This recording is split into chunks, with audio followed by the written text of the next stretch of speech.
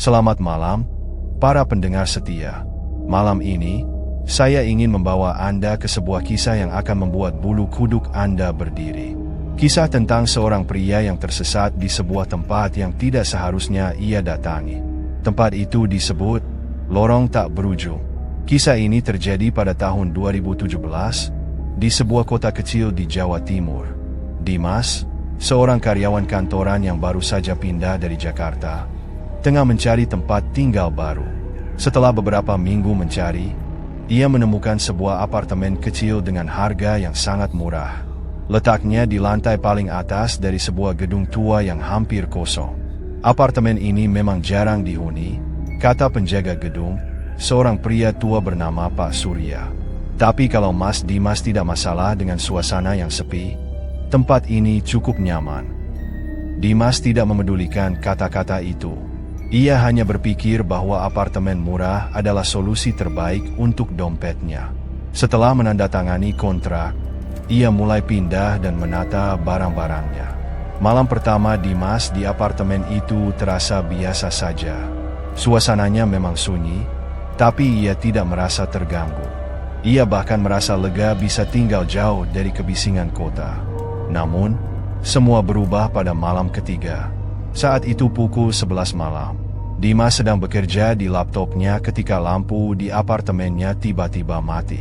Ia mencoba menyalakan kembali saklar, tapi tidak berhasil. Dengan bantuan senter di ponselnya, ia keluar dari apartemen untuk mencari tahu apa yang terjadi.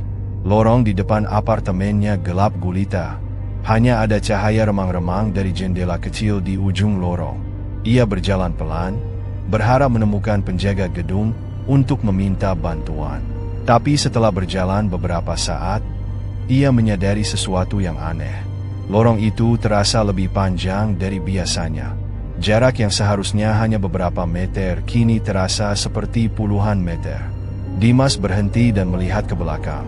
Apartemennya sudah tidak terlihat. Hanya ada lorong gelap yang membentang tanpa ujung. Ini tidak mungkin, gumam Dimas, mencoba menenangkan dirinya. Ia melanjutkan langkahnya, kali ini lebih cepat. Tapi semakin jauh ia berjalan, lorong itu tampak tidak berubah. Dindingnya yang kusam dan pintu-pintu apartemen yang semuanya tertutup terlihat sama, seperti ia sedang berjalan di tempat yang sama berulang kali. Tiba-tiba, Dimas mendengar suara langkah kaki di belakangnya. Langkah itu terdengar pelan, seperti seseorang yang sengaja mengikuti dari kejauhan. "Siapa itu?" seru Dimas, menoleh ke belakang. Tidak ada siapapun, tapi langkah itu terus terdengar, semakin dekat. Dengan panik, Dimas mulai berlari. Ia berharap menemukan pintu keluar, atau setidaknya seseorang yang bisa membantunya. Tapi lorong itu seperti tidak memiliki ujung. Saat ia berhenti untuk mengambil napas, suara lain terdengar. Kali ini suara pintu yang berderit pelan. Ia melihat ke salah satu pintu di sebelahnya.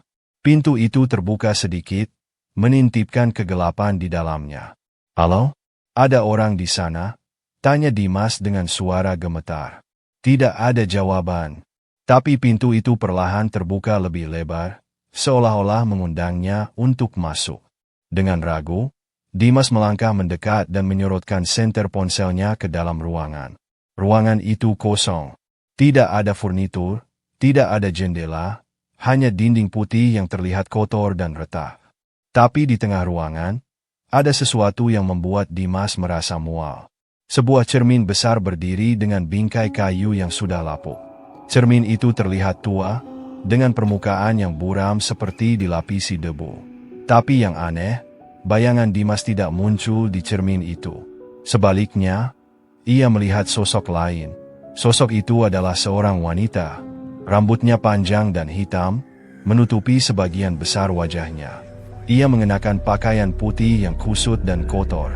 Wanita itu berdiri diam, menatap lurus ke arah Dimas dari balik cermin.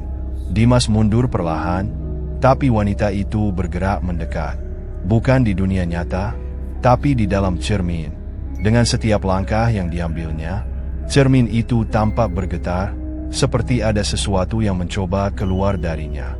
Dimas tidak berpikir dua kali.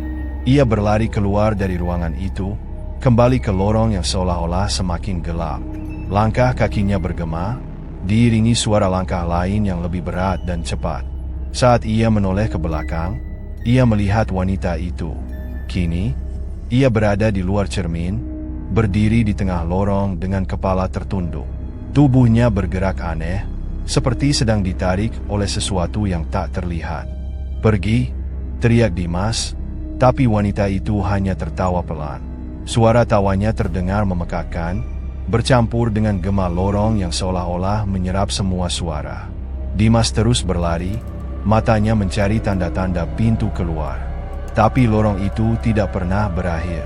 Pintu-pintu di sekitarnya mulai terbuka satu persatu, memperlihatkan bayangan gelap yang bergerak di dalamnya. Ketika Dimas merasa ia tidak bisa lari lagi, ia melihat sebuah pintu besar di ujung lorong.